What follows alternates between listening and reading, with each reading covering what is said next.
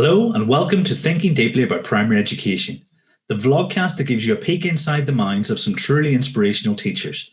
During this episode, I sit down for a chat with Neil Almond, a teacher and curriculum expert in London, who shares his experience of teaching and leading in and around the nation's capital. We discuss his acclaimed chapter in the Research Ed Guide to Curriculum and what he sees as the essential behaviours of school leaders wishing to develop a high-quality curriculum.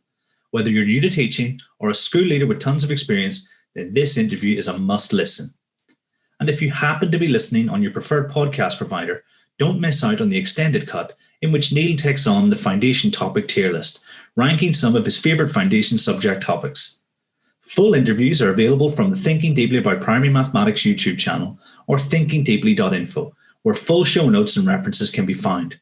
Now, without further ado, let's spend some time thinking deeply about primary education. So Neil, it's great to see you. Thank you very much for coming on. How's things? Thanks for having me. The start of these, we always start with some questions about the teacher in numbers. So you can only respond in numbers. I'm going to give you some rapid fire questions. So the first one up is years as a teacher. 7. Number of schools. 2 schools, 1 trust. Last year group taught. 6. Chapters in the largest bookstore in the north of England. Just the one. What is the largest bookstore in the north of England? It's just a Waterstones. Nice. Just a Waterstones in Manchester. Still, that's impressive. And blog posts. 15 rambles, 1 non-ramble, 1 guest post. Blog hits. As of when I wrote this down, 36,729. Gee, that's impressive. And tweets. An ashamingly large amount, 17.5k. Oh, 17.5. That is immense. I think they include retweets and replies to tweets in that as well. So I'm saying that to make myself feel better. I think I've been on Twitter about 3 years now. So I don't do the maths on that one to work out how many tweets per day that averages out, because I'm sure that will shame me. No, I think you're right. If they include retweets and likes, then that takes a lot less time to do. So I think with 33,000 plus blog hits, a lot of people will be familiar with your work already. But I think, can we start with, like, you're the assistant head of teaching and learning for a trust in the Southeast. Yeah. Tell us about your journey as a teacher and how you got here. So teaching was always something that I knew I wanted to do. I always wanted to be a teacher, and even to this day, if someone said, what would you do if you weren't a teacher, I would have very little idea as to what I would respond with. So with that in mind, I went into it thinking, what's the quickest way that I could get into teaching? And that was a 3-year BA degree of primary education, because that came with QTS. So you wouldn't have had to do the year's PGC at the end of a normal degree. That was an interesting experience. Teacher training, certainly. So I started in 2010. I say it was a 3-year course, so it was still in that well-known phase that we kind of take the mick out of now, I think, when it comes to teacher training. So I left there feeling woefully underprepared for actually teaching, being responsible for 30 children. In terms of what I was doing, it was very much learning styles, engagement and edutainment over actual meaningful learning. Even though, 2010 to 2013, so you had things like Willingham's Why Don't Children Like School came out, I think, in about 2010. So you'd like to have thought, the university lecturers there would have been engaging with that kind of thing. And, second year, third year, they might have said, oh, by the way, read this book, it's quite interesting. But no, it was another 3 or 4 years after I graduated before Daniel Willingham came into my life, as it were. So after uni, I don't think many people know this part about me. I had a little stint in an art school in Wembley, and I had a woeful experience. It was absolutely terrible, just because I think it was so different to, what uni had prepared me for, the experiences I had then. I mean, they were throwing, Doug Lemov at us from September, and there's that cognitive kind of dissonance between what I'd learned in uni and what they were presenting in, Teach Like a Champion was so vast and so great that by Christmas I was asked to leave. Wow. Because I wasn't doing a particular good job of it. There was, loads of reasons as well, and other things going on in there as well. So yeah, I had a little bit of knockback, and really had to kind of then think about, is this really what I want to do? But then going back to what I said, I don't know what else I want to do. So took a couple of weeks off, re-engaged, sorted myself out, talked myself up a little bit, did the old, supply just to build up the confidence. Found a really nice school where, excellent deputy head at the time, took me under his wing, mentored me up. So I was there, I think I did a whole summer term there, and then a job came up, interviewed for it there for a full-time role for the September, and I got that. So I then spent 6 years in a school in North West London near Paddington, which was a really, really great school, really good people. When you look back on it now, just really, really good, solid, no frills teaching. So I was there for 2 form entry. Everyone who was there, was quite, far more experienced than me. So there was no kind of leadership opportunities. And I was starting to, wanting to dip my toe in and kind of see what that kind of things were like. And then after about 3 or 4 years there, my then partner and I, we moved to Kent, which gave me about an hour and a half commute either way.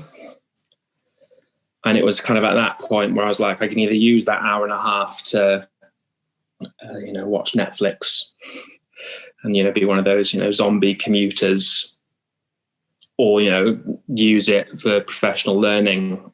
And from there came the Mr. Barton Maths podcast. So I was quite fortunate that I was able to get through, 2 a day pretty much, whereas some teachers take a whole term to get through just 1. And that was just like such a massive penny drop moment for me. And yeah, I just felt angry at kind of what I had been doing before, and what kind of what I was led to believe was good teaching from, uni and training up there. Because it literally just threw everything in the uni's interpretation of constructivism and just turned it on its head completely. And from there, you listen to things and you book recommendations. So right, I was never a massive reader, and I never have been a massive reader in terms of fiction, which I suppose as a teacher admitting that is, I'm going to get chastised massively. But there's just something about educational books that just really kind of, especially at that time, 2018, where John Catt were really starting to produce high quality books, cognitive science applications in the classroom. And so it was then a mix of, right, I'll do a podcast on the way up to work, and then I'll read a couple of chapters of a book back from work. So I was getting through, books left, right, and center. And then, right, okay, I can manage the books. Now let's go to the original source. So let's read some of the work from the Bjorks. Let's read some stuff from, Kushner. Let's read, the cognitive load theory papers, all of that kind of stuff, which then just opened my mind to, different ways of doing things. Then saw, there's these things on Saturday called conferences, and there's this one called Research Ed. Okay, I'm not, I'm a bit of a introvert. I like my own company. I don't really, go out and make too much of a song and dance about myself, okay, but I'll, push myself out there, go to one. I can't remember what my first one was. I think it must have been Surrey, I think maybe one Surrey, potentially. But yeah, those were just, and then the quality of the CPD you were getting there was just like, wow, this is what CPD actually looks like. Yeah, 100%. And it was just teachers who were just interested in kind of the same things that I was starting to get interested in. And then from there, blogs came on and I started to feel like I had something to contribute. And then it got to the point where the commute was getting a bit too much for me. So it was like, right, okay, I need to find other job opportunities. And I say the deputy head, who then became the head, was really good. And I was very open and honest with him. And I said, I'm not going to be here next year. Can I put a tweet out saying, I'm looking for a job? What have you got for me? And yeah, the amount of replies and responses I got through that was, amazing. And that's where I currently found my current role, which started off as a lead teacher in this small academy trust of, say, just 4 primary schools. We then had, which the idea was then, go in, teacher improvement. So that'd be things like, actually, ironically, taking new year teachers who had trained up through those Douglas-Mob kind of techniques and things like that. The same thing that I was like fighting against. And I was like, what are these all about? We then had so that was in 2019. In the 2nd or 3rd week of that September term, so 2-3 weeks in the new job, we one of the schools had an Ofsted report under the new framework. And I think the Ofsted's thoroughness of looking at that school's curriculum made people, not senior leaders within the school, but higher up at that trust level, realise we need to do something about curriculum for the other schools. Thankfully, curriculum was one of my big areas of interest and still very much is. So by about October, they just said, what do you need? How long do you want? We want a curriculum written by, I think it was the end of the academic year. Okay, we'll give it a go. And no mean feat. Whilst doing a bit of teacher improvement as well. So there was like 3 days a week working in an office writing curriculum, 2 days supporting teachers. Then Corona happened, and then it was just take out, obviously lockdown, work from home, just create a really strong, effective curriculum. So that's what I did up until last year. And now this year it's really kind of looking at the implementation of that curriculum within the schools and more of the teacher improvement kind of thing as well. And that's where I am right now. Nice. I think a lot of people can probably resonate with the beginning of your story. Yeah. Because I remember the first 2 years being really tough. And I think I was probably 4 or 5 in before I read things, like you said, by Willingham, by David Dye. And I think we're a lot more fortunate now in terms of, as you say, with the books that are available, because they're making quite complex ideas really accessible for teachers. So I think teachers who are starting now are reasonably fortunate in terms of that bank just keeps building. And so if you did want to spend your commute reading, there's actually quite a lot of supplementary material. For instance, you could read Douglas-Mob and then read Tom Sherrington, and they would complement each other, I think reasonably well. But very well indeed. But more power to you, because I've always wondered how you came to know so much about so much. And now I totally understand if you're spending 3 hours a day. 3 hours a day for what's been about 2 years. Yeah. It's just time. I just made time for myself, and I was just very fortunate that I say, and I think that's, time is the best resource that we can give teachers. And I think leadership is all about giving teachers that time to focus on teaching and that professional learning that they can do whenever they can. Yeah, 100%, because, you're never finished learning, even though I've written books on maths, there's always something I want to put in because, I've just learned this. Oh no, it's now, I really want to update that, even days after. Days after it's been published. Well, can we just change that chapter? And I think there's a real joy in that kind of development, especially when you're allowed to almost have some input into what it is, because obviously autonomy is important. And I know that sort of leaders quite often will be more expert than those who they're leading. And so direction is essential. But I think if someone said you can focus on one part of your craft and then you get a choice, I think that can be a really empowering and enjoyable experience, rather than when I started teaching, you would go out for the day and you would have no control over what it was. No, that you were not at all. And, as Becky Allen says, 50% of the time, it was a total waste of money and time.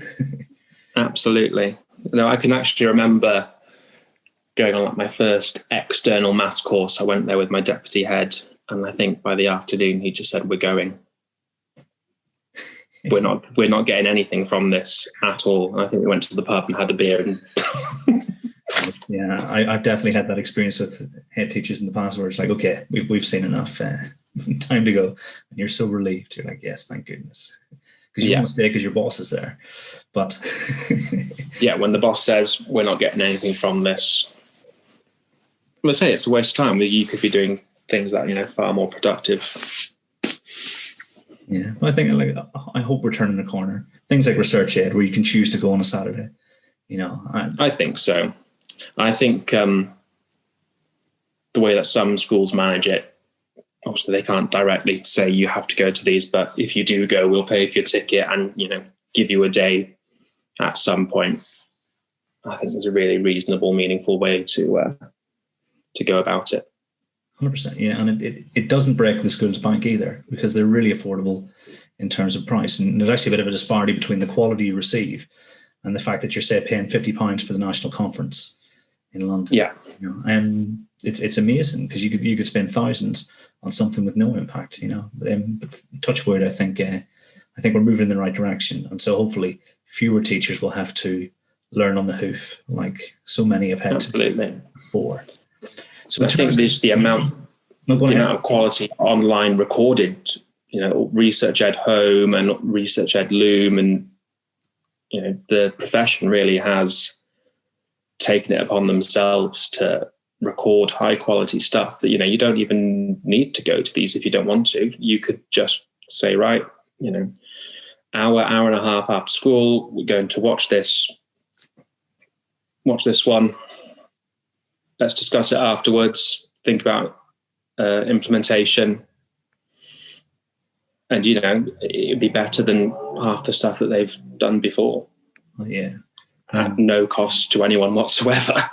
No, yeah, especially the ones that are available for free. And thinking about, because I've really benefited from this, because with the kids, Saturdays aren't great all the time. I make an effort to go to the ones that I really want to go to. But for instance, the maths conference run by LaSalle, they're normally quite far, they're spread around England so that everybody has a fair chance.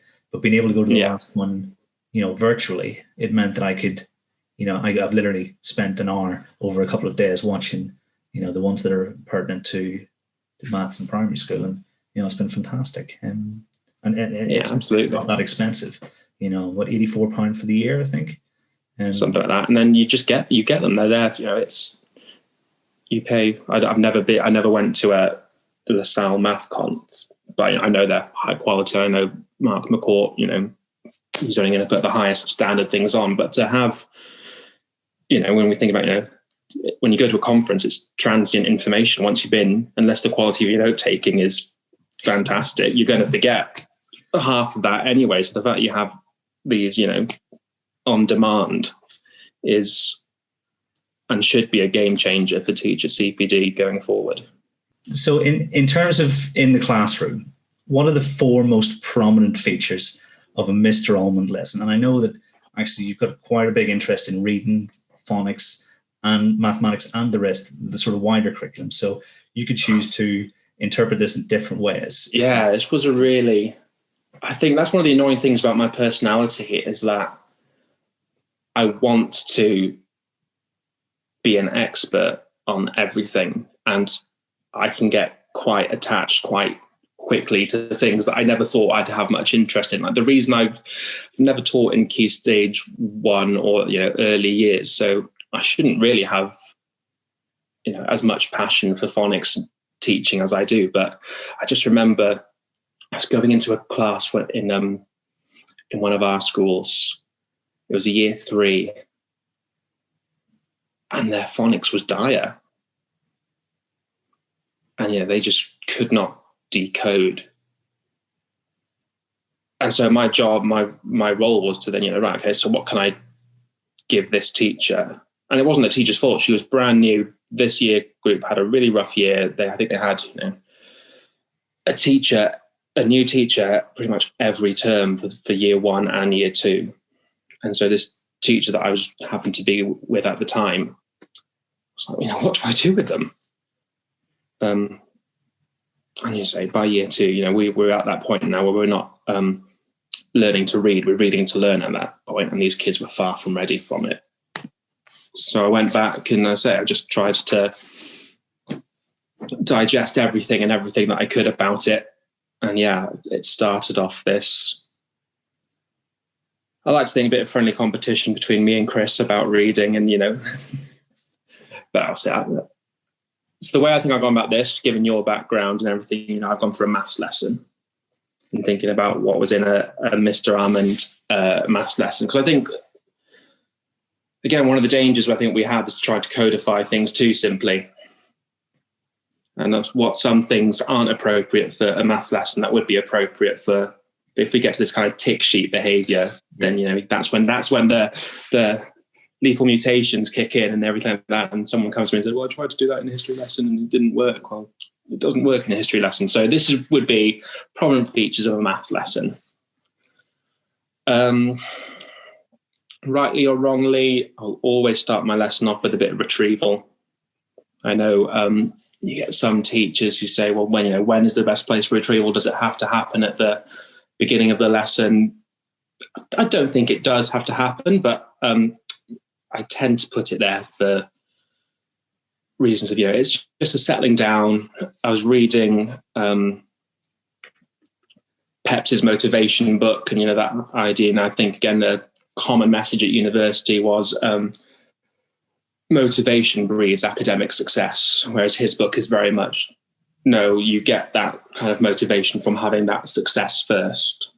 So knowing who I had when I was in the classroom, the first kind of 2 or 3 questions, quite straightforward, quite simple, so that kids were, again, coming in, and those first 2 minutes of that lesson were, I'm being successful right now. So deliberately kind of planned that way.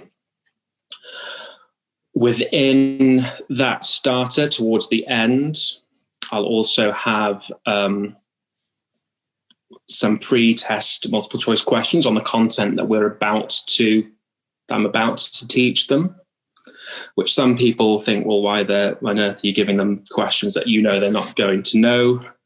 The reason for that is because we're starting to see some research that kind of suggests the power of pre-testing children with multiple choice questions. So this idea that we're cognitively preparing them for what's about to come, and that's going to increase the engagement and how much they learn. I don't know if you're at the point where you're doing show notes, but I can gladly send you the paper and they can go in the show notes. And I find that kind of interesting, because at the end of the day, it's something that doesn't take, even if the benefits are minute, it's not something that will take a lot of teacher time. So therefore, it's something that I think teachers can do and probably should do. That's going back to the ideas of Hattie's visible learning, where Hattie would say, he's only going to focus on those things over 0.4 of an effect size, whereas William was saying, well, actually, I'd be doing all those little things that are worth a little bit, because they will build up really quickly for not much time or effort either. So I've liked that kind of thinking about it.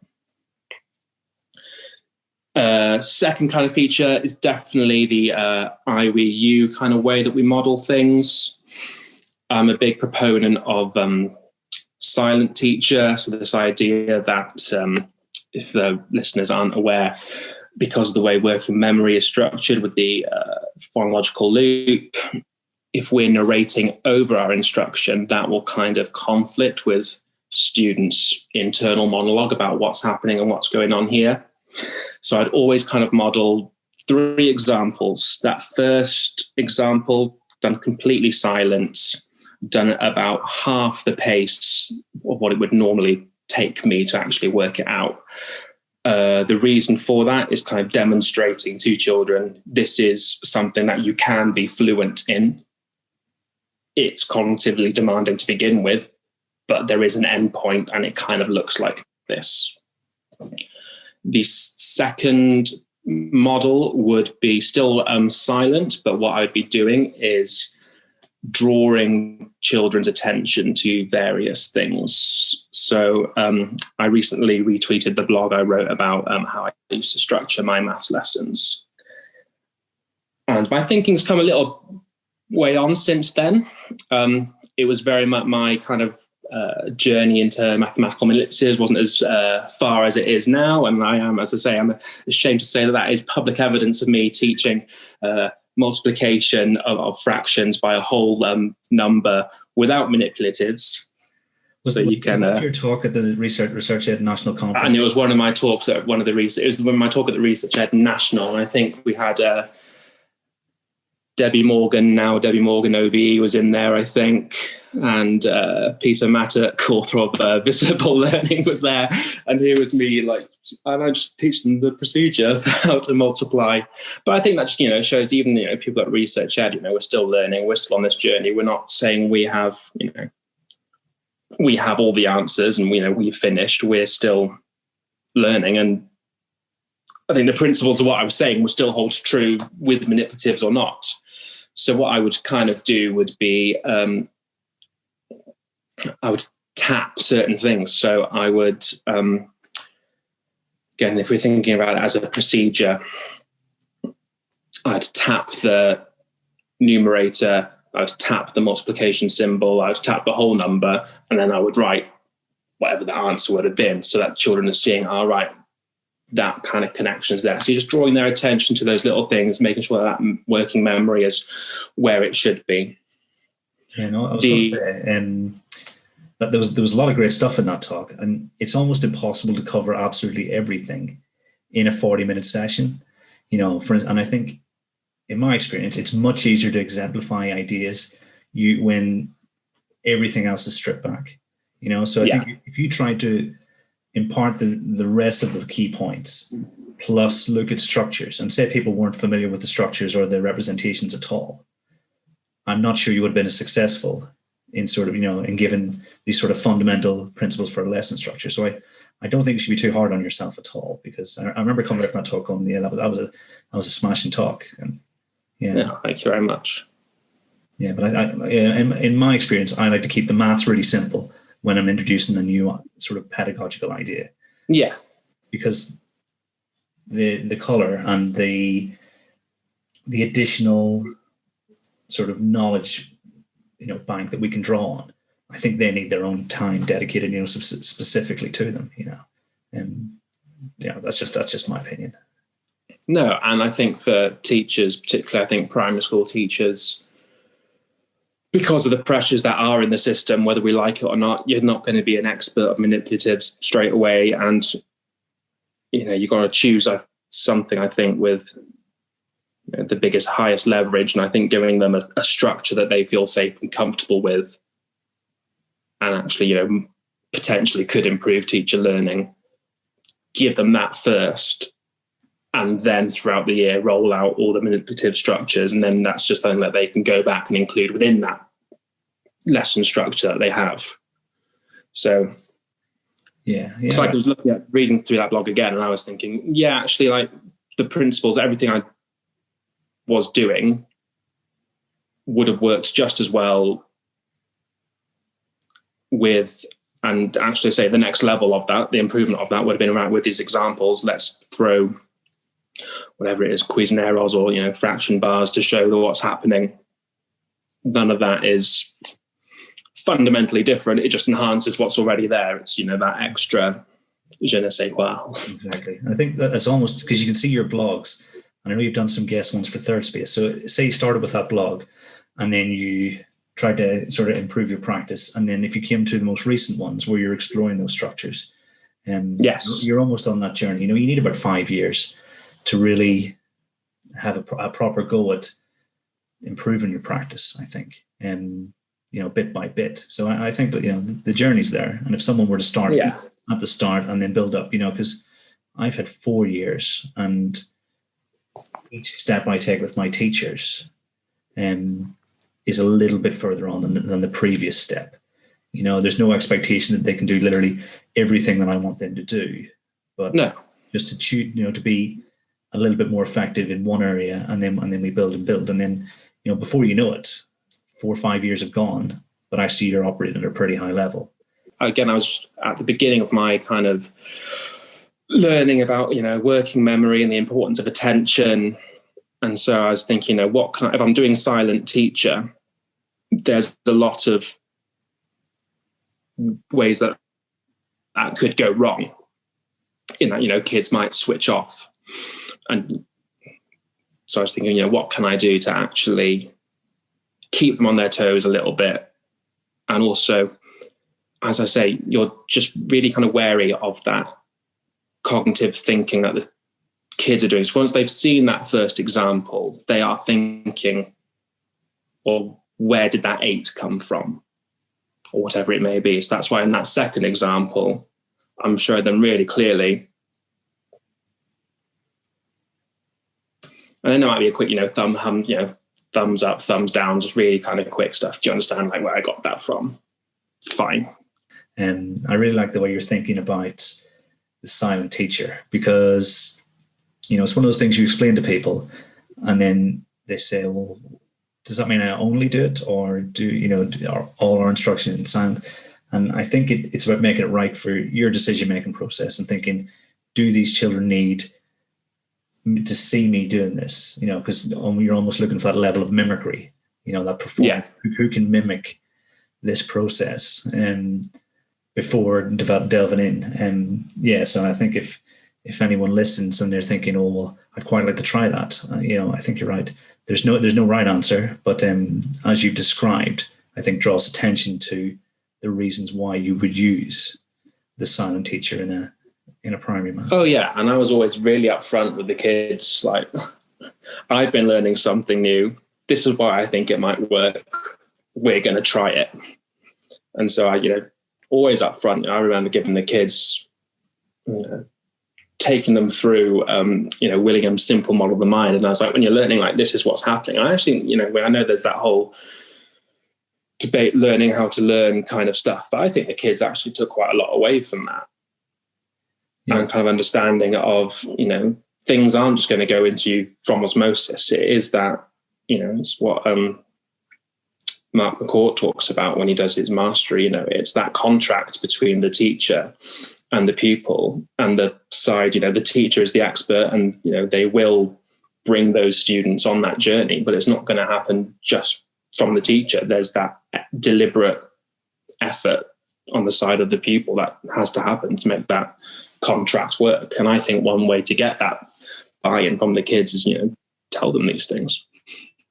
Yeah, no, it's really good to hear that, because I think we've got maybe north of 1,000 pupils, and so I'm teaching lots of different classes whenever I'm working with different groups of teachers. And one of the main caveat whenever I'm working with them is, right, guys, I know that this is new, but you remember what you pay attention to. So if you pay attention to X, Y, and Z, then I guarantee this will be much easier for you in the long run. And I like to explain, as you said, the sort of an accessible version of the cognitive science. So remember what you pay attention to, and then explaining why things need to be quiet, and explain the silent teacher.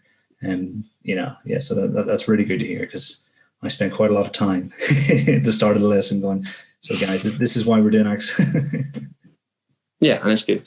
I think it's an effective, and so it goes back to, you bring on an excellent point. Yeah, you only remember what you pay attention to. That's why I'm doing all of that tapping and stuff during that second model of that silent teacher phase. It's, I want you to think about, oh, he's doing that, he's doing that, he's doing that. I think, when you're talking about planning lessons, I think planning lessons through what a student's thinking about at each moment is one of the most powerful ways to go about planning a lesson. if I'm doing this, what are the children thinking about? If I want them to think about this, what can I do to, instigate that thinking, as opposed to just what is the teacher doing in the hope that, Billy at the back is getting anything from it. And you know your students, so you then think about, well, I know Shane, who kind of really struggles. I want him to be thinking about this at this time. So what then question am I going to ask? I'm going to ask Shane, because I know he's the one who normally struggles at this kind of thing at this specific point. And so I think it's a really powerful way to frame lesson planning through what are children thinking about and what do I want them to get them to think about, and how am I going to get them to think about it, not what am I just presenting to the children. Which I think is a threshold for a lot of teachers. And, I think I definitely went through it myself, moving from we're going to do to we're going to think, or we're going to think. Absolutely. Because you can spend a lot of time thinking about great activities, but actually they may not learn anything. And I think you have to go through that threshold when you want to move towards efficacy. There are certain things that every teacher will think and do because their only experience of school is when they went to school. And we're quite hopeless at understanding how we learn best. So absolutely. I think that's quite an important threshold.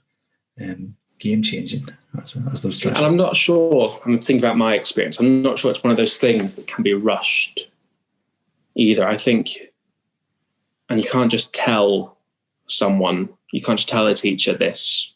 Well, you can do, but that doesn't necessarily equate to the fact that they're going to take that on board. Because, I was quite fortunate, Doug Lemov and Teach Like a Champion was thrown upon me. I had my own copy, and, we were looking at things like 100% during my NQT year, but I just wasn't ready for it. Yeah. Wherever I was in that journey, it just has to come at that right point, unless I think you're getting it at the beginning of initial teacher training, where they don't have these conceptual models of what they think teaching is. Yeah.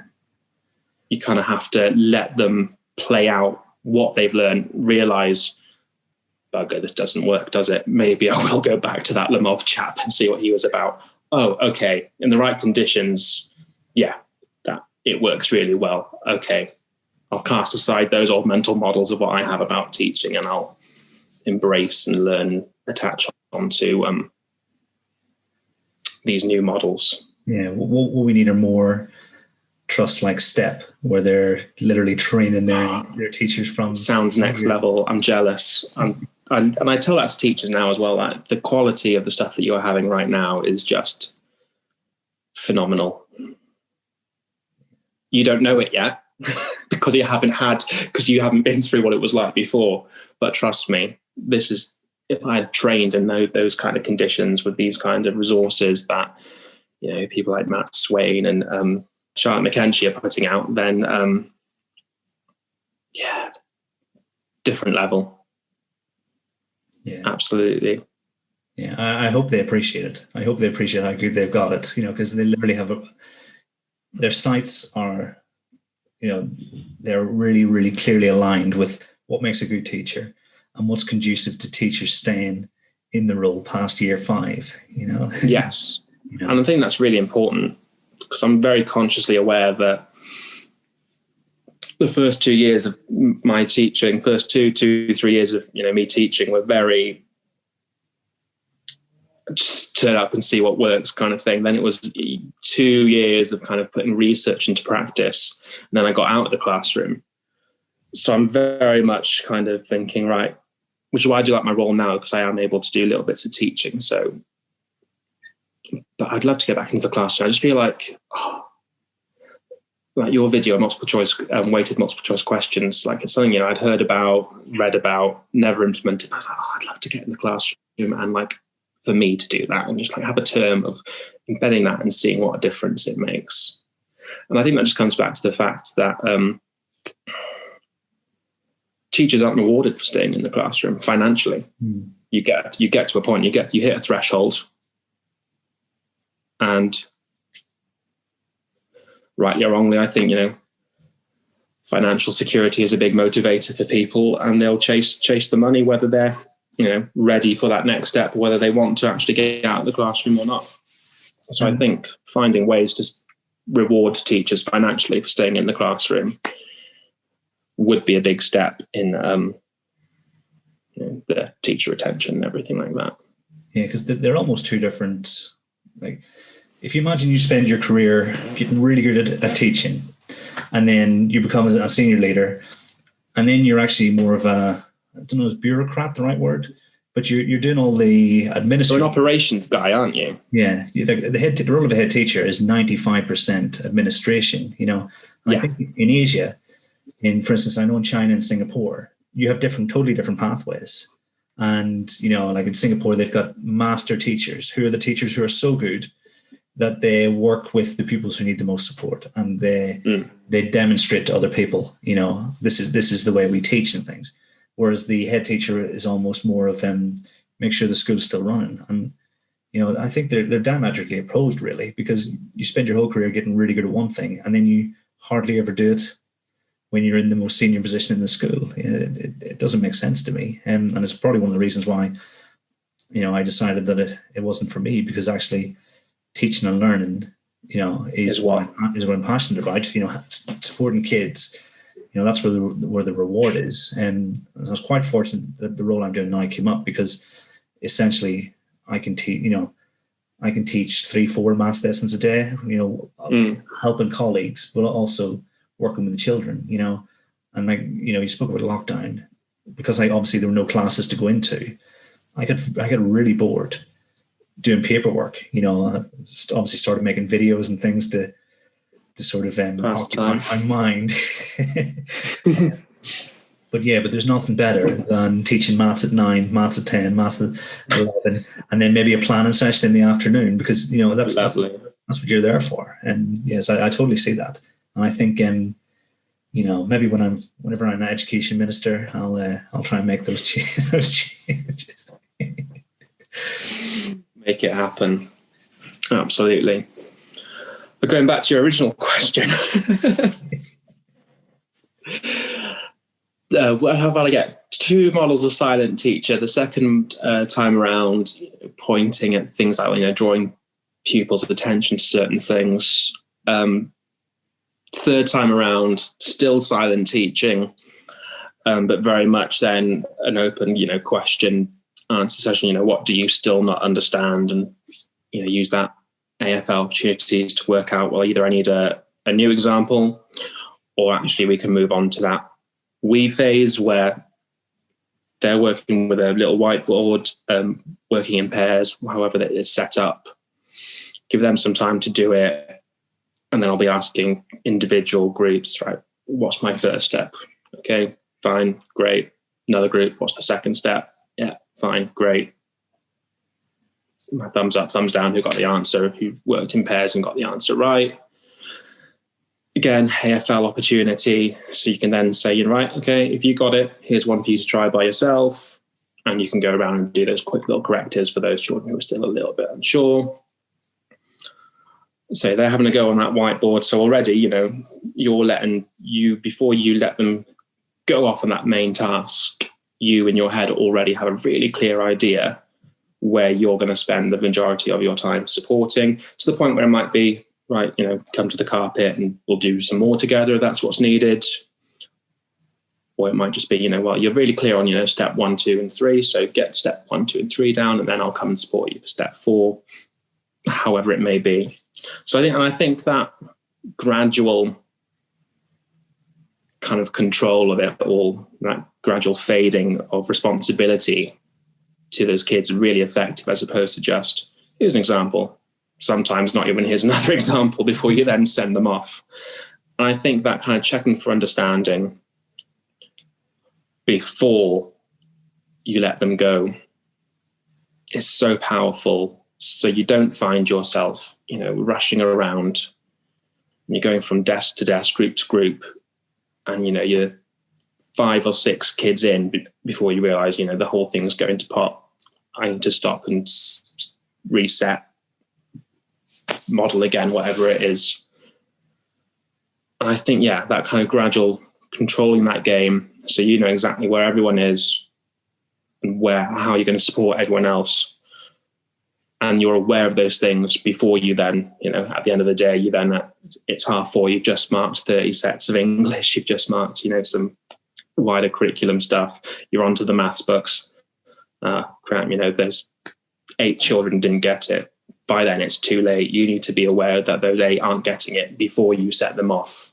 That control you describe, because you can release and take it back when you want, because you're almost letting, bringing them gradually into the bit where they've got full responsibility for the rehearsal of the content. It makes a lot of sense, but takes again a long time to get that control and actually absolutely the messages you're getting from the whiteboards. What is it that's happening here?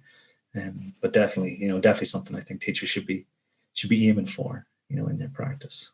Yeah, I think teachers. Another thing that kind of really changed the game for me was just this idea, this novice expert continuum. And actually, when do we decide who an expert, when a novice is? It's a hard one to grasp. I think too early we expect children to be novice, to be experts.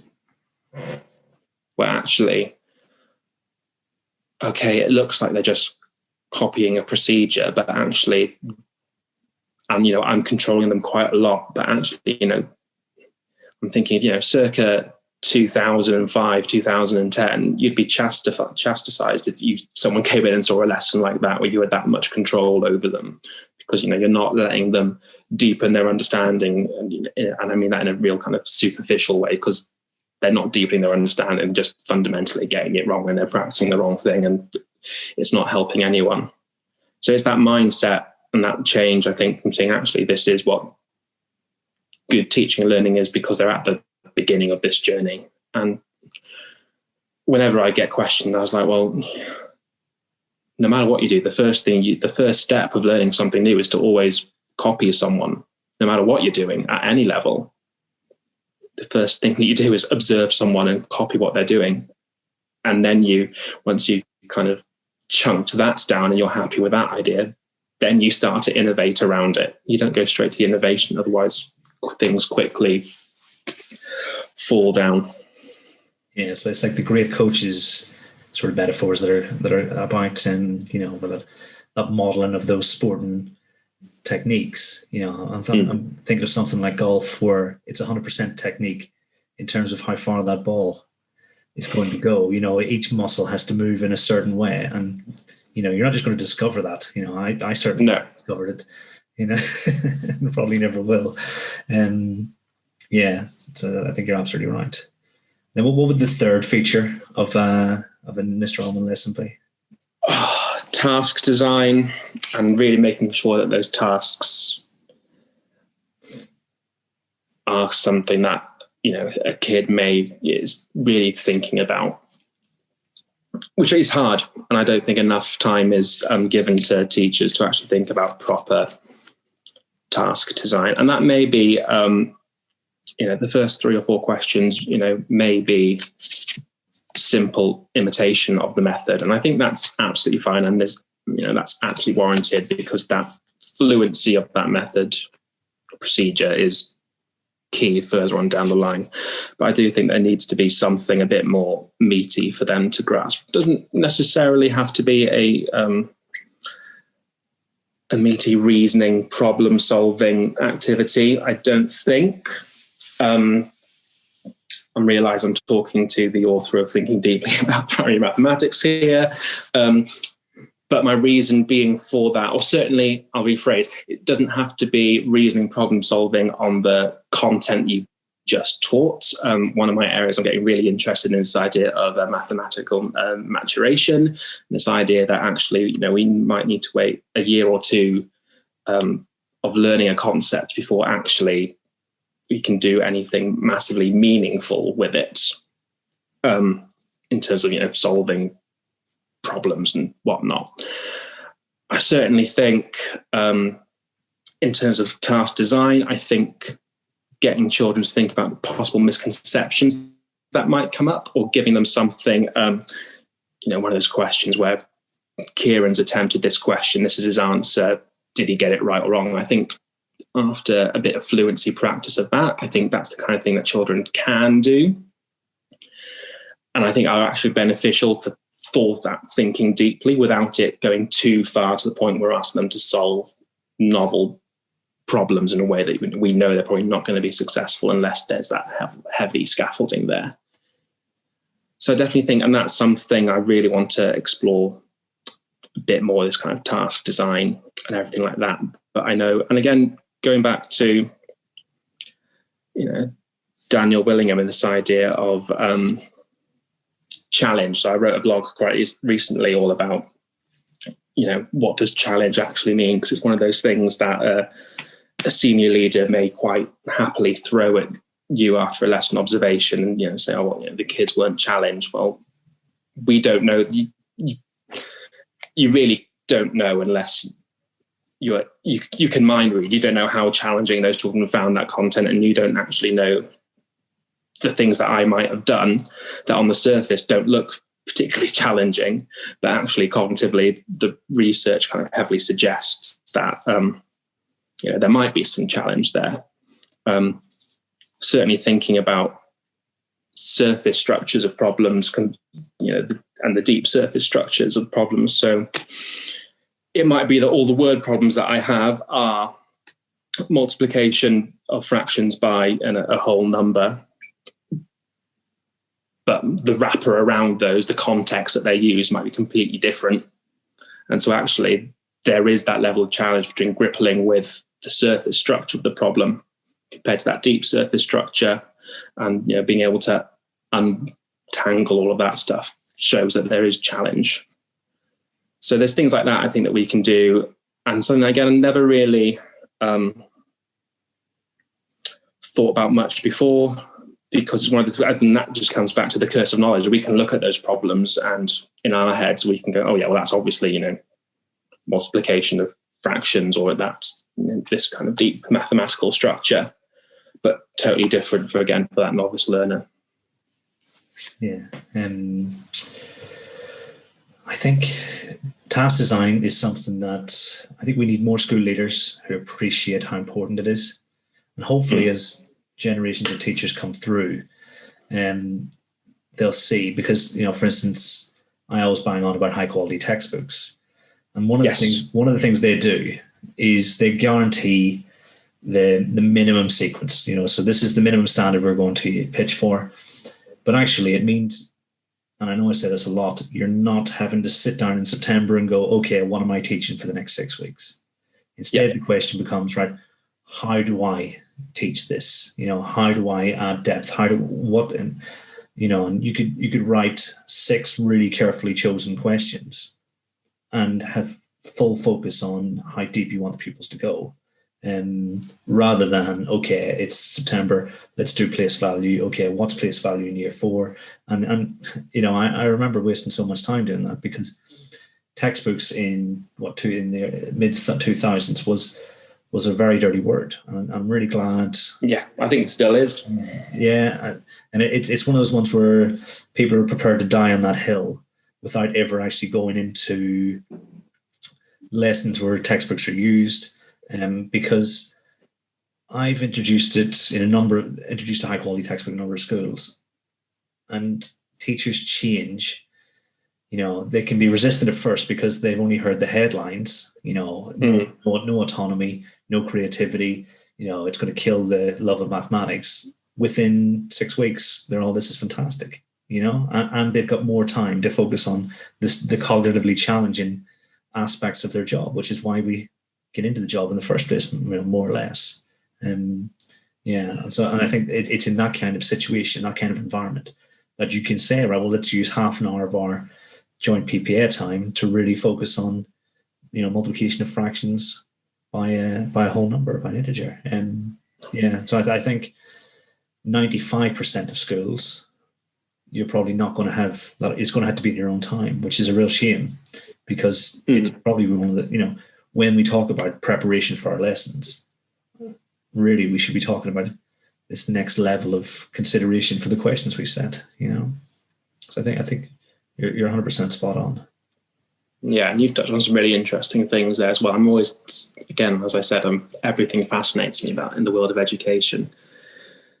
well-being is a massive thing now in schools.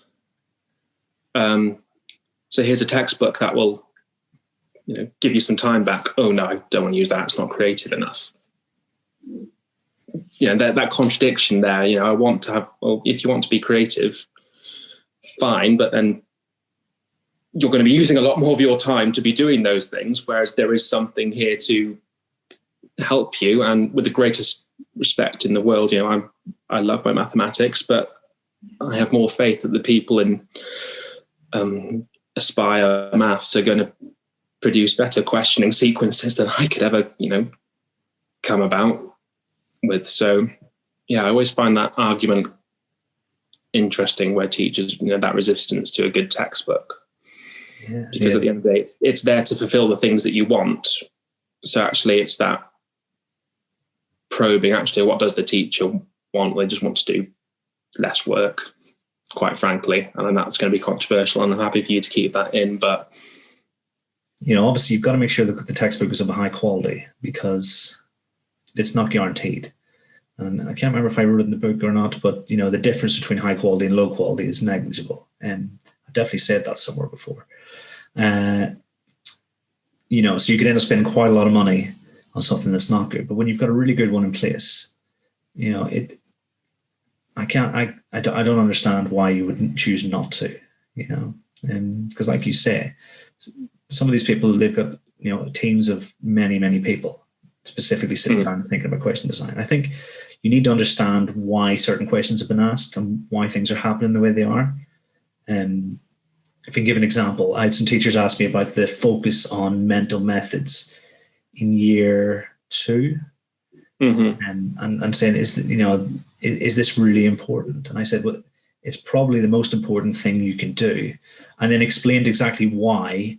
It's the most important thing you do in year 2, I think, and then explained why, the impact it would have on the rest of their school career, and why things had happened in the book the way it happened. So they were almost like steps that didn't make sense to someone who could already do the method.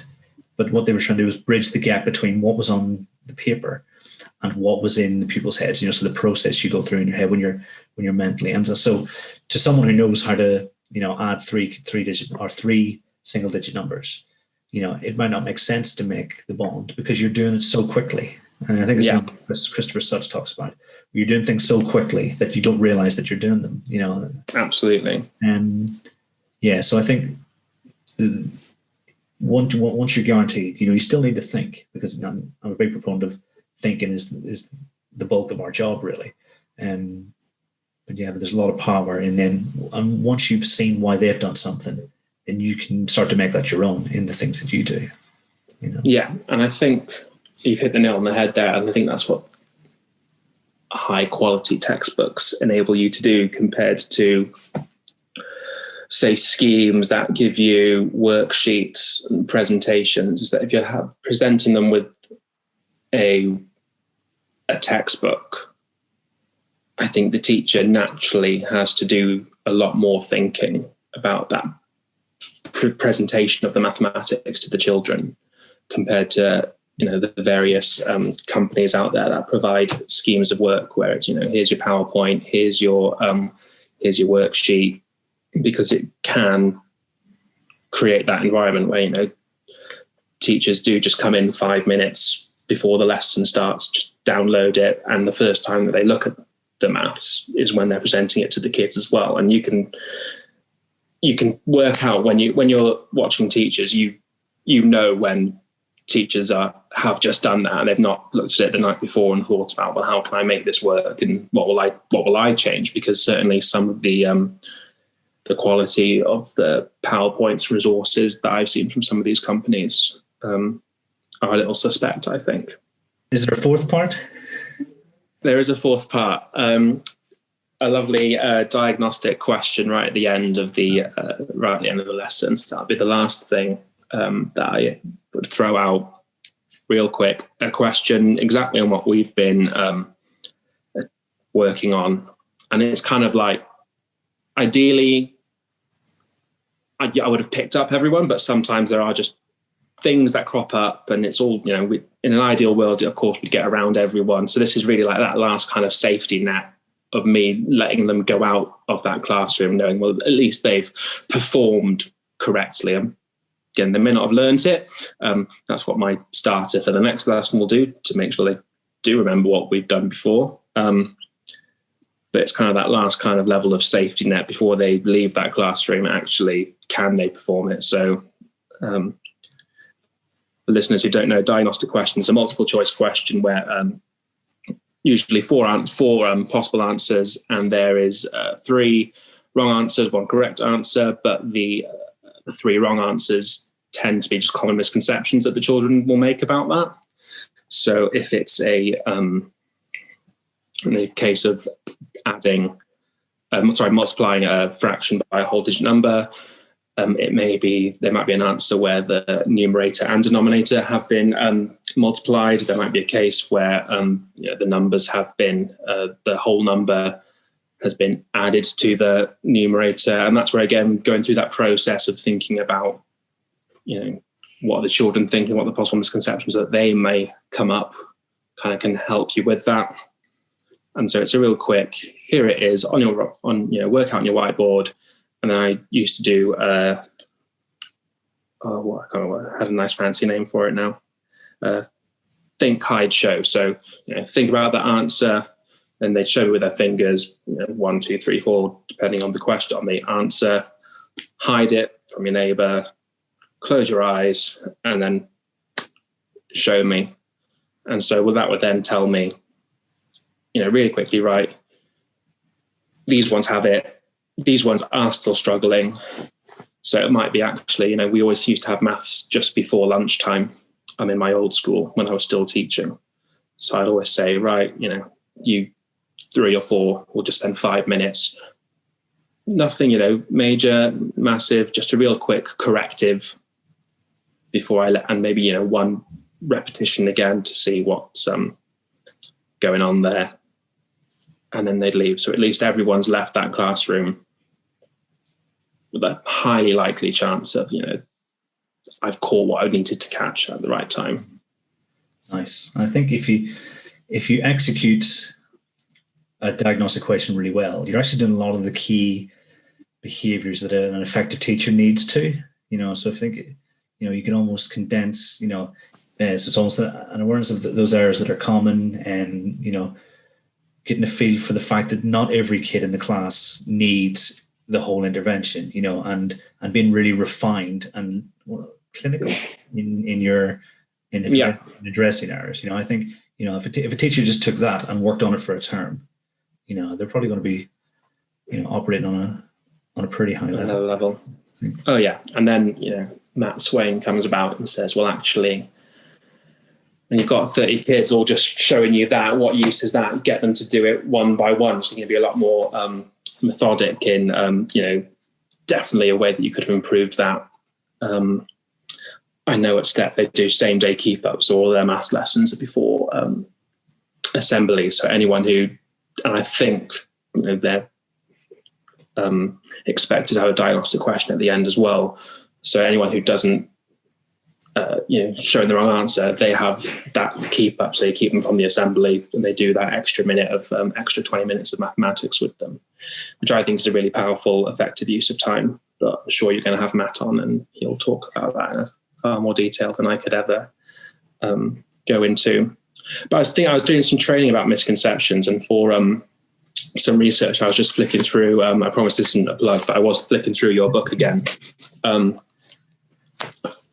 And the idea, because you have a great little section on misconception, and this idea of, misconceptions, hit them head on. So that got me thinking, maybe the end of the lesson isn't the best place for that. And actually presenting that at the beginning of the lesson.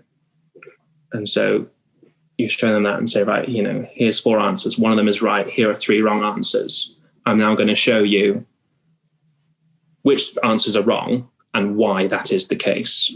So you're really kind of tackling that head on, and so children know. And then at the end, you can show them another one. Yeah. They still do all of that same thing, but actually presenting those misconceptions up front. I'm the teacher. I've been teaching, for 5 years, and throughout these 5 years, there's always been at least 2 or 3 kids when I've taught this one who've always made these mistakes.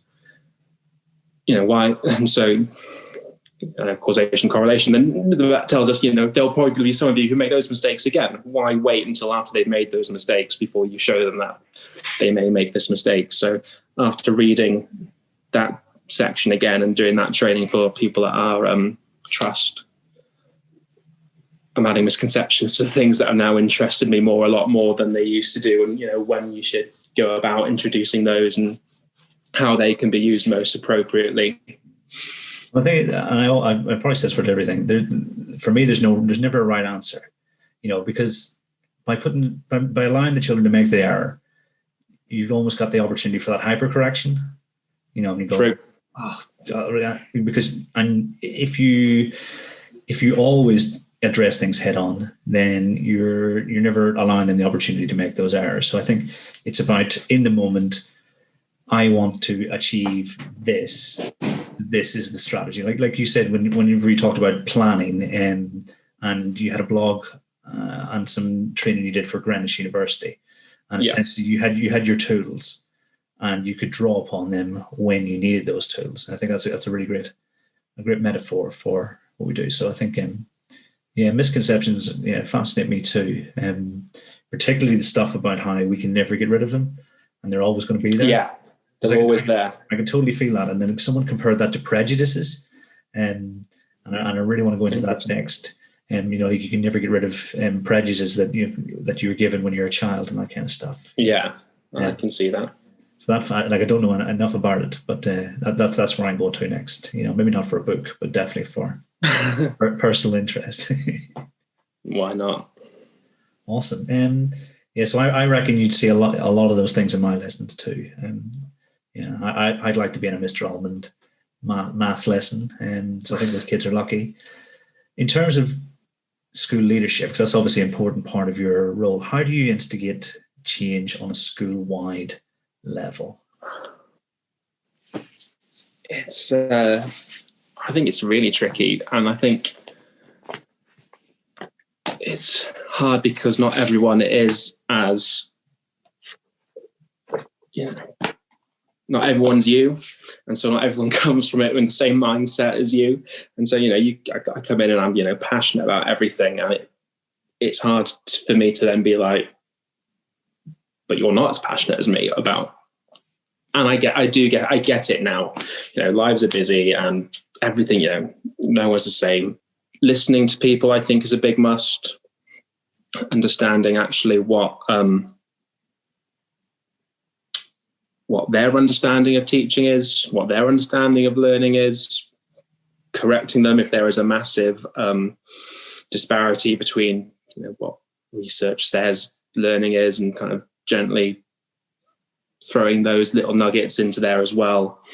Understanding that you're not going to change everything overnight. I think so often we talk about working memory in the context of children's learning. We don't talk about working memory enough in the context of adult-based learning and school-wide change either.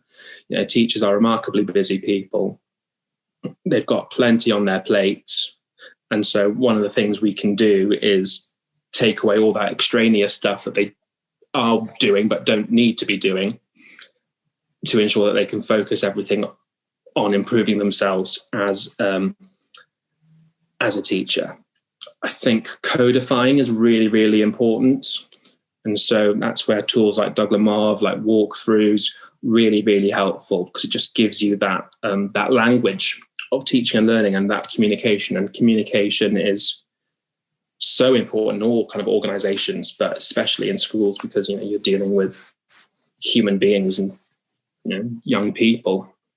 So it's important that that has to be spot on, especially when it comes to our teaching and learning. So it's great now that I'm at a school a year ago who maybe some teachers were cold calling, but they didn't know it as cold calling. And so now we're giving them this language. It just makes conversations so much richer. So an example, we've got a couple of people who are working on deliberate vocabulary development, which is a walkthrough from Tom Sherrington and Ollie Cav. And so it's just really nice now that you can have people cross phase. So we've got people in, Key Stage 2 who are talking to Key Stage 1 teachers about this walkthrough.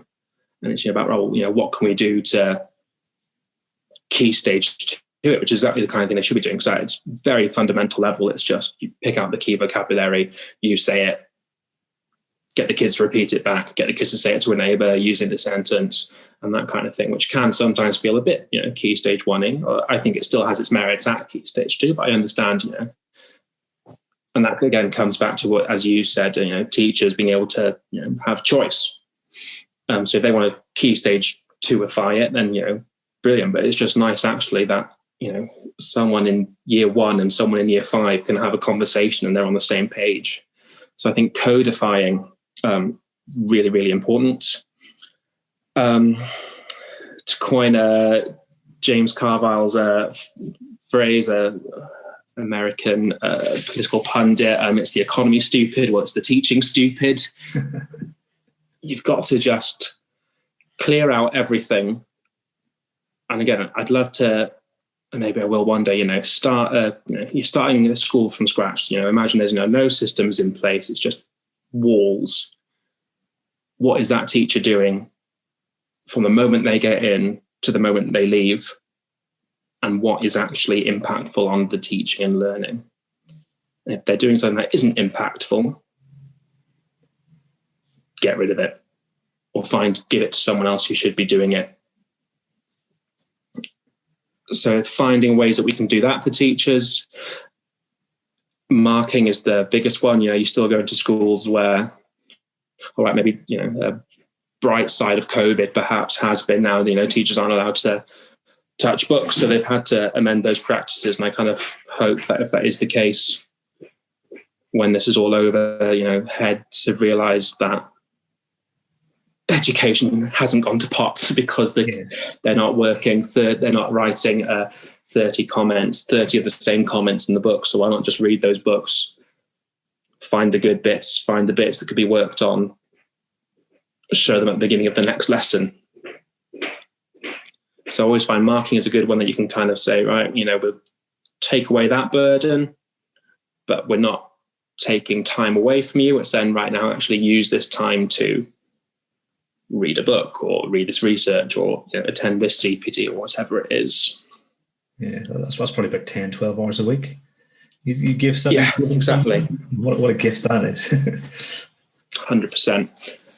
Where I'm quite fortunate is that, and again, we've had to change the approach slightly because of COVID.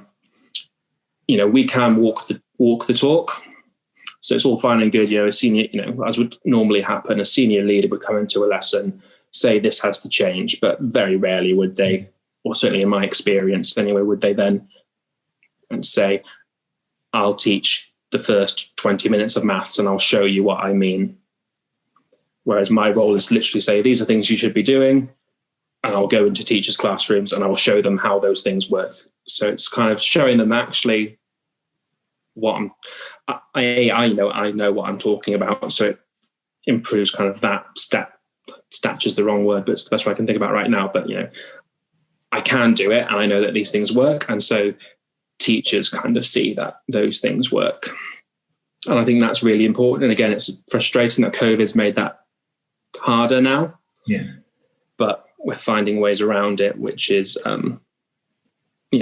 seeming to be effective right now. Yeah, it's so powerful because you're like you say, you're saying, I'll do this, we'll give it a go. Instead of you need to do this, which is a totally different conversation, So I think there's a lot of power in the fact that someone is willing to go into classes and demonstrate. Because I think, like you said again with the teaching, when you're getting shown something, there's a greater chance for you to sort of start making hooks to things that you've seen before, or it could be the thing you hook further stuff onto. So I think 100% really on that one. Yeah, and as I say, tricky right now, but it's getting there. We're enjoying it, and I think the teachers are seeing that change as well. And for them, it's quite refreshing. Right, it's not someone just saying do this, but it's do this. And I'll be back tomorrow to show you how that works. And then we'll do some right now. I'll observe you again, but all I'm going to comment on and all I'm going to look at is your execution of that technique. So unless there's anything massively wrong, the only feedback you'll get from me is just on that area that you've decided to kind of change yourself. Because I was reading some work on Thomas Guskey, who obviously done a lot of mastery stuff, but he also looks at whole school level change. And he's got some really interesting articles about how schools have been doing it wrong and how schools seek to change a teacher's attitude towards something first, where actually the change in attitude only comes from a result of them enacting something and then seeing its effectiveness. And so really the cycle is very much, so, you give some CPD to a teacher, they try it out, they then infer, has it worked based on student outcomes? And then that kind of attitude changes. And I think that cycle is quite useful to bear in mind, and that you're not going to get that change in teacher attitude straight away. You're not going to get those deeply passionate teachers before they've kind of gone through all of that first anyway, which I found really interesting. And so I'm working on a little bit of a project and thinking about how we can use our middle leaders more effectively to set up teacher learning communities, which is an idea from Dylan William. So the idea is that these teachers, teachers come together in phases for about 75 minutes a month, and the conversations are very heavily based on teaching and learning. They come together and they agree to principles of we're going to try something out. So they're not accountable to me, or they're not accountable to SLT. They're accountable to themselves because they're promising the teachers in this group, I'm going to go away, I'm going to try this, and I'll come back in 4 weeks' time and I'll report to you how I've done. You can give me some feedback. I'll make notes of that feedback. I'll change and develop my practice. I'll come back in 4 weeks and let you know how it's going. So it's kind of getting that kind of self-efficient, self-fulfilling cycle going on. That's, me giving these things in these trust-wide CPD sessions, which is fine. Then it's right, actually, where's that level of accountability? Where's that level of teacher engagement where they don't feel like they're doing it because, oh, Neil's here, so I'm going to look like I'm doing it, because that's not going to change their attitude. And so by doing that, that puts them in the situation where they are going to try these things. And the minute they find that it's having that effect, there's that attitude change, and then there's that buy-in, and then it's like, okay, that's actually is working. And then the enjoyment comes from it because what you're doing is actually working. Yeah. So the machine almost starts powering itself after a while. Exactly. And this is why I say I have these conversations. If you have a trust of schools, what school do you go in first? Do you go into the school that's, doing really badly, or do you go into the school that's, doing all right? And I always say, well, I'd go into the school that's doing all right, because you can get those changes and it can become a self-changing machine quite quickly, which then enables you to kind of, all right, well, they're fine. They're sorting themselves out. They're on the right. You drop in and check in and see how they're doing. And then you go to the other school and you can spend the real time knowing that one's ticking along because it's got those processes and systems in place. Yeah, which I think is maybe quite different to what some people would initially think about. Well, because that one's okay, I'm going to go straight into the one that's not doing so well. Yeah. But that's a theory anyway. I could be proven completely wrong at some point, I'm sure. No, I think you need to know that that things are that plate's going to keep spinning, because sometimes my work will take me into one class for a really intense period of time. Say a teacher asks me, been in support for something, and it's almost 6 weeks of one set of lessons gone. And so physically, I may not be on site in somewhere else for that 6 weeks. And in my head, it feels like much longer than 6 weeks when I haven't been somewhere for a little while. And so to know that plate is almost fueling itself and continually moving forward, I think it's a reassurance that you can dedicate your time to the things that are most present, if that makes sense. Yeah. It reminds me a little bit of the success motivation relationship as well, you know? Yeah. So it's almost like the success is the enacting, you know, and seeing the results of something. And then that makes you more enthusiastic towards it. Want to do it again. Absolutely. Reading a really interesting article about Apple. I know we joke about Apple quite a lot, the technology company. I'd say one of my obsessions outside of education is that company and kind of the way that they work, which is really different to the way that most other big organizations work. They very much have a startup mentality to the way that they go about organizing themselves. So before, they used to just kind of have, general managers, so professional managers come in, and I kind of see, some of our SLT can kind of be that kind of a professional manager, which I think, people have, there is a place for that kind of thing. But I think for school change and for school innovation and kind of getting that change, actually looking at that startup level is probably a far more effective way of going about it. So one of the things I say, I'll send you the article because I think it's one of the things that you'll actually quite enjoy, Kieran. But when Steve Jobs got fired and then he had a big comeback, and one of his changes, he said that it's a fundamental belief that those with the most expertise and experience in the domain should have decision rights for that domain. And so you kind of then think about,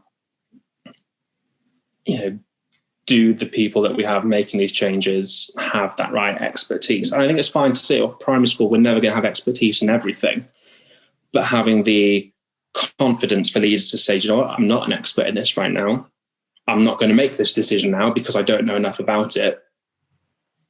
I'll go away and I'll come back to you, is a really interesting thought that kind of that I think has some merit in the school system. Yeah, it's almost like an extra layer of strength to be able to say, I think so. I don't know enough about this to make that decision, and defer to those people with the expertise, Absolutely. And I think the other thing that he did, so instead of having compartments of businesses with their own kind of profit and loss structures, he brought everything into just one profit and loss structure. And then what they say that this did was stop that short-termism from different departments playing off each other. And so I thought, well, actually, right now I kind of feel it's possible that you get those SLT who need to come in and have whole school impact really quite quickly. And so they just bring in those real surface structure layer projects, which they get in purely to tick that off their list. So their performance management is show whole school improvement in an area. So they find a project from the EEF or something else. They roll it out, and it's normally, the teachers then who have to enact most of that out, because most of those things fall to the teachers for the actual enactment of it anyway. But by bringing everything under one kind of profit and loss structure, it's kind of saying, we're all responsible for the final outcomes that we have here. And that kind of stops that short-termism of, I need to worry about my targets here.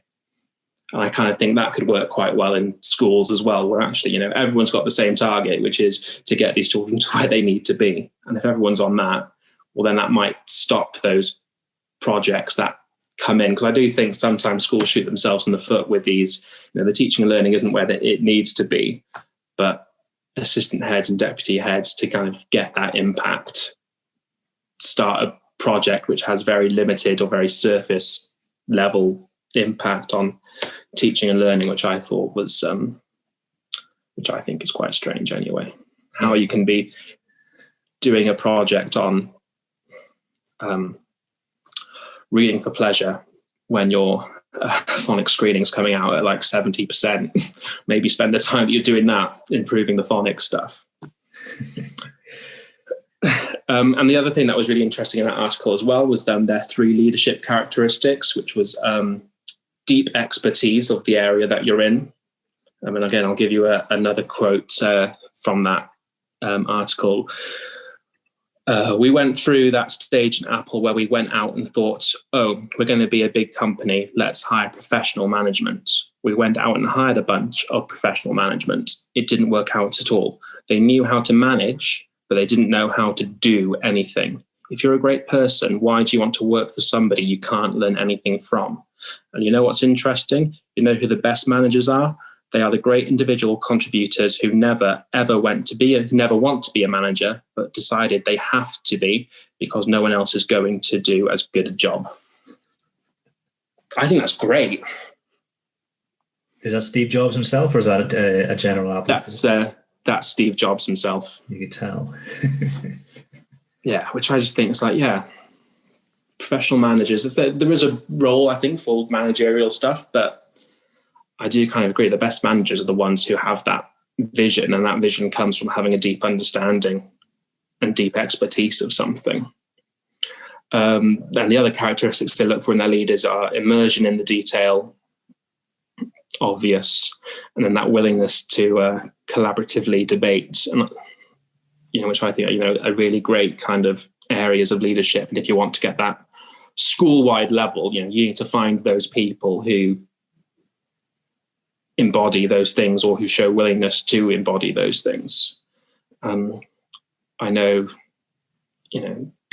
quite a few head teachers, senior leaders, MAT leaders are, showing this wariness now about leadership being a set of generic skills like most things.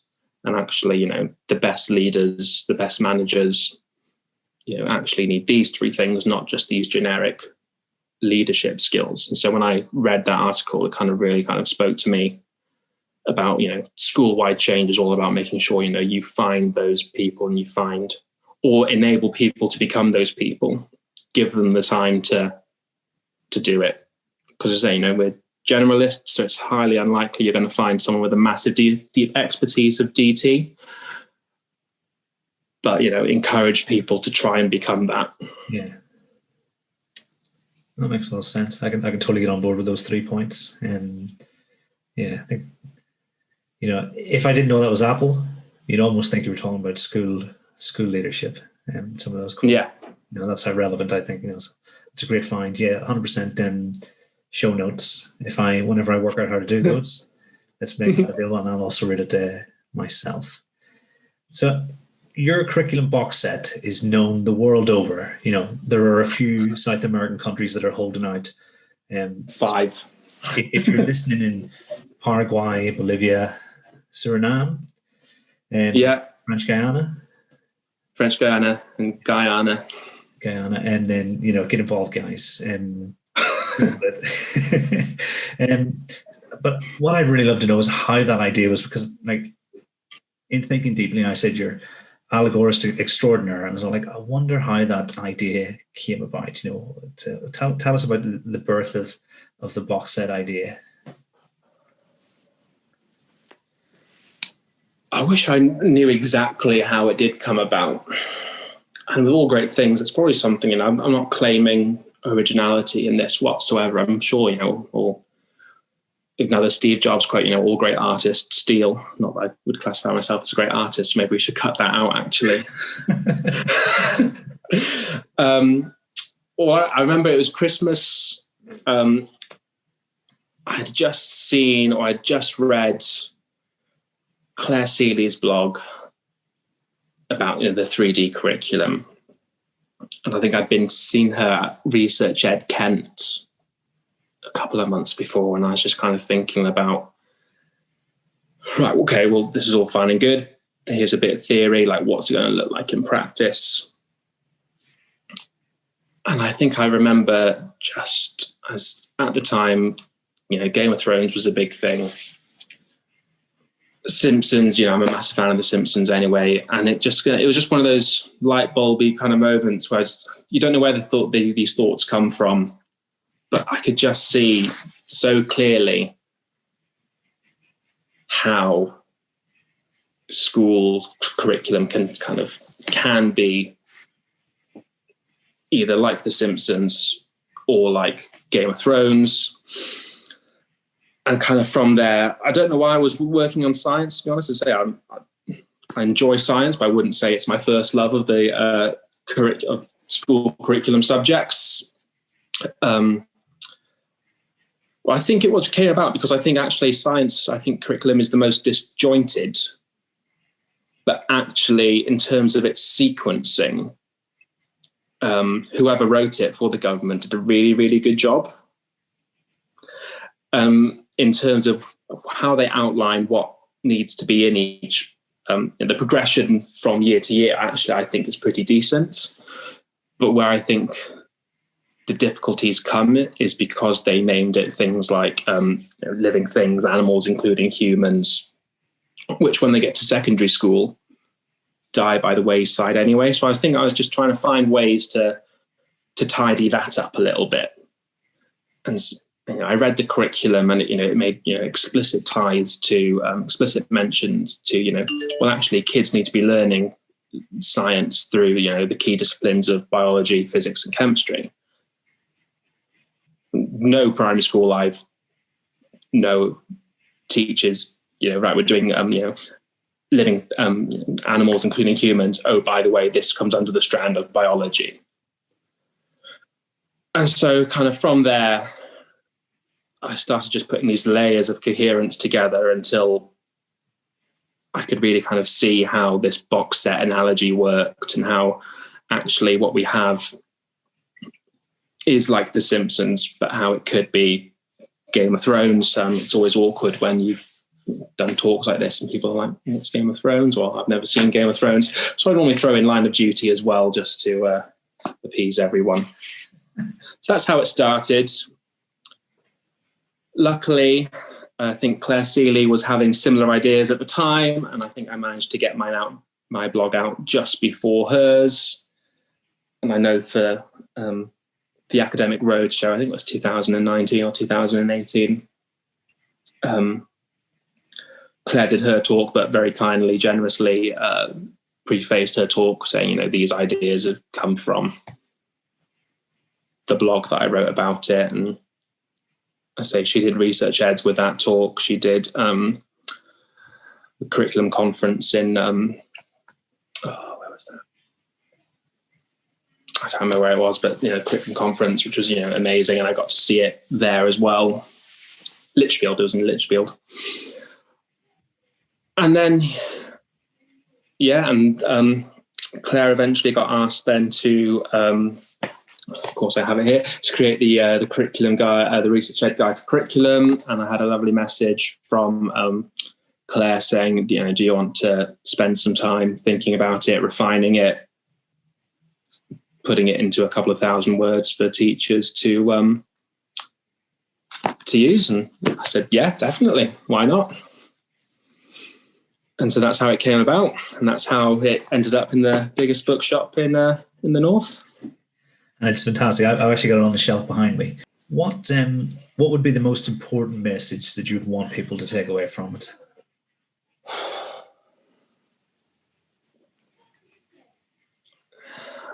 I think this idea of curriculum living on a macro level and a micro level, which is a fancy way of saying, you have your long-term planning. And so you've got to really be careful and really consider who's planning or who's teaching what topic in each subject, and when. It's not because, year 4 have always done Victorians, and Mr. and Mrs. whoever in 4B are going to go mental if they can't teach the Victorians because it's their favourite one.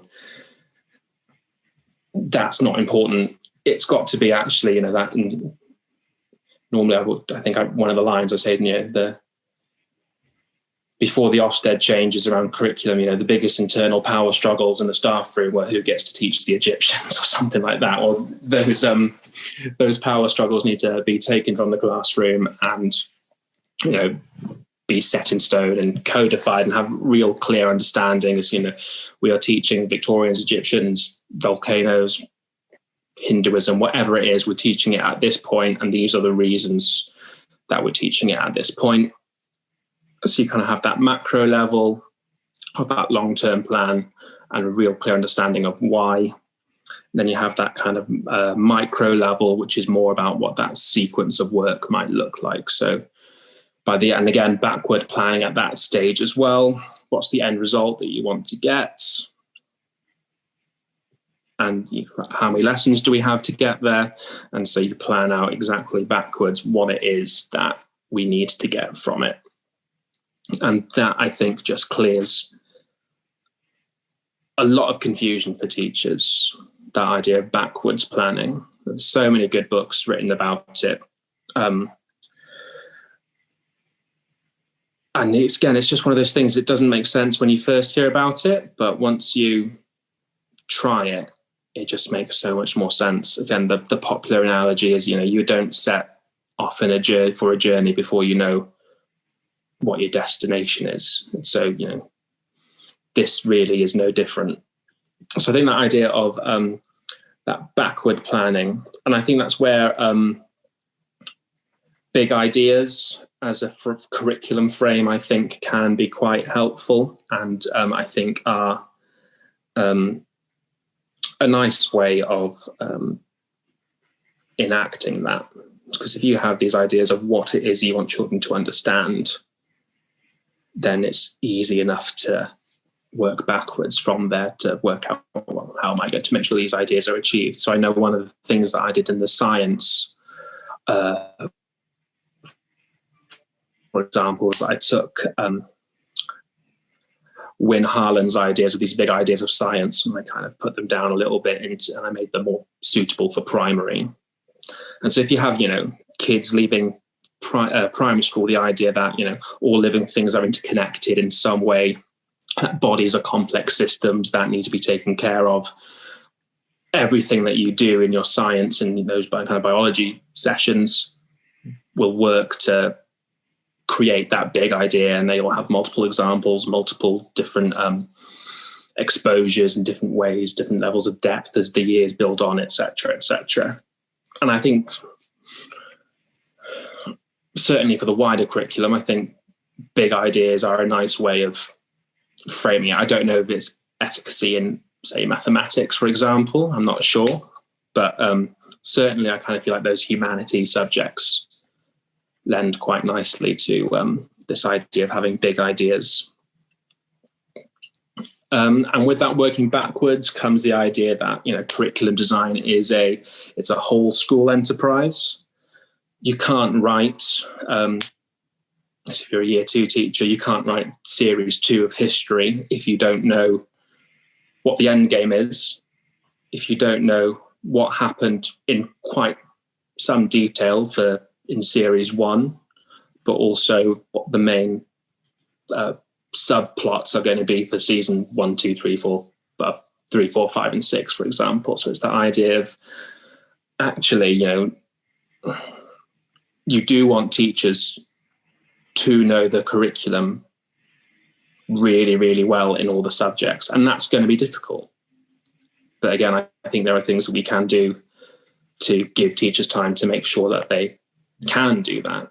I'm not saying, they need to know it off, the top of their head. And so, you're going to test people and go in, right, what's the third lesson of geography in year 3, autumn 2? But, teachers need to know where, on whatever document system that you're using, where that information is, and know in a decent level of detail, this is what's going to happen. So that's definitely one thing. Thinking about concepts, I think, is certainly another big takeaway, because that's really what ties everything together.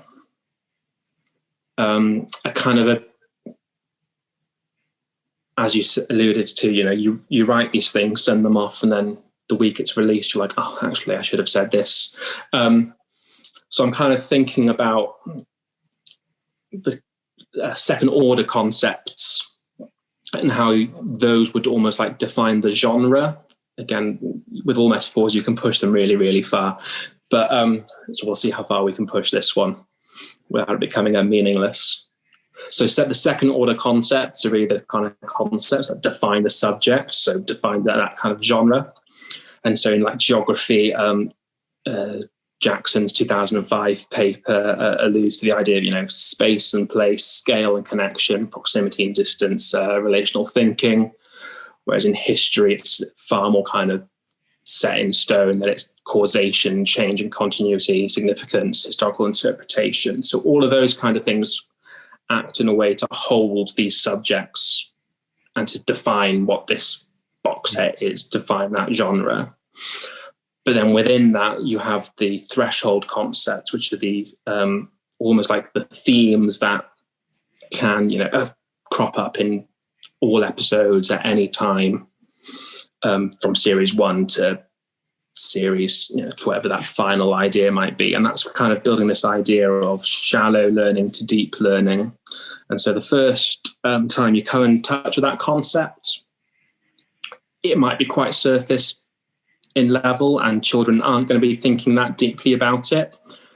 But because you know what that whole journey is going to look like, that idea of a concept in, say, democracy in history, you may start that off actually in reception, where it's just, voting on like class rules and things like that.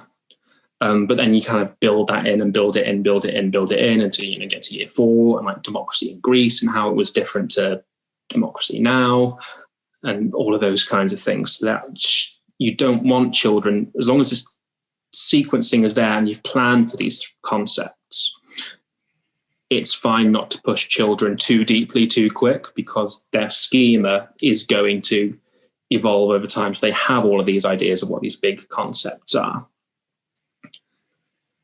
I think the final one would be the idea of cross-curricular. I think that's really important for primary schools because, as I'm sure you've been guilty of, you're given this generic kind of theme topic, and the idea is that every subject for that term then somehow links back to that, which means you get superficial things happening at best. At worst, absolutely nothing. And so that idea that a cross-curricular link is something that occurs within the same kind of universe, if that makes sense, of that world that the writers have created. So I don't know what your Marvel knowledge is like, but you obviously had all the Marvel films. But then you had like the TV series Agents of S.H.I.E.L.D. Channel 4? I think I'm Channel 4. familiar with it. So it was always kind of really clear that although the storylines had nothing to do, they might have dipped in quite nicely, the storylines were still quite separate, but you were fully aware that what you were watching was in the same universe as Captain America, Avengers, and all of that kind of stuff. And so what you're looking for then is those kind of threshold concepts that really kind of can be in history, can be in geography, can be in science. So an example might be transport as a concept. Like transport as a concept transcends history, geography, and science, because the idea of blood being transported around the body or nutrients being transported around a plant, the history of transport and how transport has been changed throughout time, and how transport has changed cities and all that kind of stuff in geography, and how the concept of a holiday has changed because of transport in geography. And so finding those are where meaningful cross-curricular connections really happen. And there may not be any, and that's absolutely fine, because not everything is connected so clearly.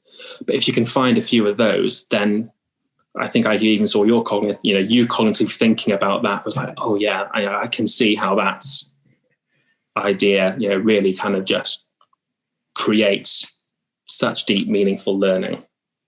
Yeah, definitely. It just makes so much sense. And knowing, and again, it goes back to how you spend your time, knowing that this is the journey the kids are on from, say 3 when they come to you until they leave you at 11, and knowing that you're part of that journey and what your responsibility is. Yeah, it's a lot easier to invest in that, because if I'm invested in my own planning on the tutors when I've never studied the tutors, because it's not really a big deal in Northern Irish curriculum. I find it harder to invest in my teaching of the tutors than I would in something you provided, saying this is where you are in year, say, 5. And get involved. Yeah, so that makes a lot of sense. And do you think there's a book on these extended metaphors? Do you have a book in you? Been asked a few times by yourself and a few other people as well whether there is, and the more I've talked about it with you, I think there could be something perhaps. Who knows? I think a lot of teachers will benefit. I think we've got a greater awareness of how good a job we can do, and it's just about taking them over the line, and giving them the tools for it to be something that people can realize on a large scale. Me personally, I think you're the man to do it. Oh, it's very, very generous of you. No, it's fully deserved. And like I say, I didn't understand this stuff half as much before. I'd seen you speak about it and read your blog posts and things. So the next sort of section, we're going to start looking at research, because obviously we've been to research heads ourselves. Definitely. Yeah. I can't remember the years, but we talked to Cymru together. We went to the national conference together a couple of years ago. And it's obviously a very important part of both our stories in terms of who we are as teachers. And one thing I like to ask is about a research thunderbolt. So if you think in The Godfather Part 2, when Michael Corleone is struck down by the whole world has changed when he meets his future wife. And so if there was a research paper version of that, what was your thunderbolt, where the scales fell from your eyes and a brave new world was in front of you? I've chosen 10 benefits of testing and their application to educational practice. And that's by Roediger, Putman, and Smith. I think it's an important one because of that dichotomy that normally happens about testing, particularly at primary school level. I think except for year 3 and 5, unless anything changes, they're the only year groups that aren't going to partake in some kind of high stake assessment. So obviously you've got phonics screening, SATs for a couple more years at year 2, but they'll go eventually. Year 4, you have the times table check at the end of year 4, and then SATs at the end of year 6. And so from that, the idea of testing gets a bad rap. And I think it's really important as educators, we kind of make that distinction between testing of learning and testing for learning. And this idea of, which I've just thought about right now. So Nestle and William has those ones as well. I'm going to copyright those ones. And the paper, it's not ridiculously complicated. It's written with practicing teachers in mind, so it's really, really accessible, but it just lays out really clearly, 10 benefits to what low stake testing actually does at the cognitive level. So in terms of, Bjork's theory of disuse and storage strength versus retrieval strength, and the idea of, actually, if we want kids to remember things, we have to test them. The important thing is getting those conditions right. And testing is just really recalling anything from mind with as limited environmental cues as possible. So they're kind of benefits that they lay out as the testing effect. So the idea, the more you call upon something, that stronger the connections are for retrieval. Obviously, as an assessment tool, we use it to identify gaps in children's knowledge. We can then go and fix those gaps. Benefit 3 causes students to learn more from the next study episode. So again, as I alluded to in my what Mr. Maths lesson looks like, that we're testing these children beforehand to get their brains constantly going, get them ready. This idea that the more we test them as well, their schemas develop into more organized and schema, so information makes more sense to them, transfer into new contexts. Fascinating enough is that it also assists with the retrieval of material that wasn't tested. Useful, improves metacognitive monitoring, prevents interference from prior material when learning new material, provides feedback. And if you're doing this long enough and children are seeing the benefits, they get into those cycles where they realize testing themselves is a good way for them to, study independently. So it's kind of something before you roll out, and this is where I see knowledge organizers are the new best thing, and teachers, schools are jumping on that bandwagon before actually developing that testing culture. Yeah. And really understanding, this is why it's going to be useful, not just here's a pretty piece of paper with all the facts and stuff. And so I think, really accessible, really useful, high quality research paper by some of the best in the business on retrieval and memory. So I can see why that would be a thunderbolt, because again, testing very emotive.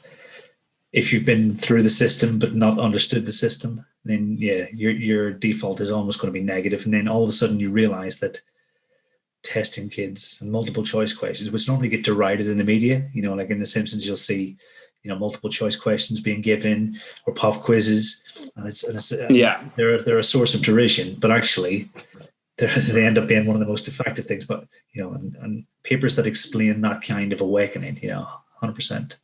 That's complete clarity. And as I say, you could take one of those things. There's a 2-year research project for someone who's doing an MPQSL, just looking at those things right there and making sure staff are aware and changing that culture around testing. And obviously, I think in terms of student well-being, the reason they get so, one of the reasons, why report about, poor well-being and stuff when it comes to do tests is actually because they don't do enough of them. Yeah, I can see that. And so obviously they go in there feeling confident and they know, well, it's just another test and we do tests all the time. We just call them quizzing. They're going to go in far more confident than perhaps they would do otherwise. But that's certainly one that, because I was definitely at the beginning of my teaching career, I wouldn't say anti-testing, but certainly, limit it and, in primary school, let them, but actually it's a really effective, useful tool. So I was making sure, any spare moment that it was in my classroom, it was just, quizzing. And the kids loved it. You just make a little competition between themselves, how much did you get last time? Yeah. How much did you get, this time? As long as you beat your last score, then fine. And things like, when you boil down Timetable Rockstars, effectively, it's just a quizzing platform. Yeah.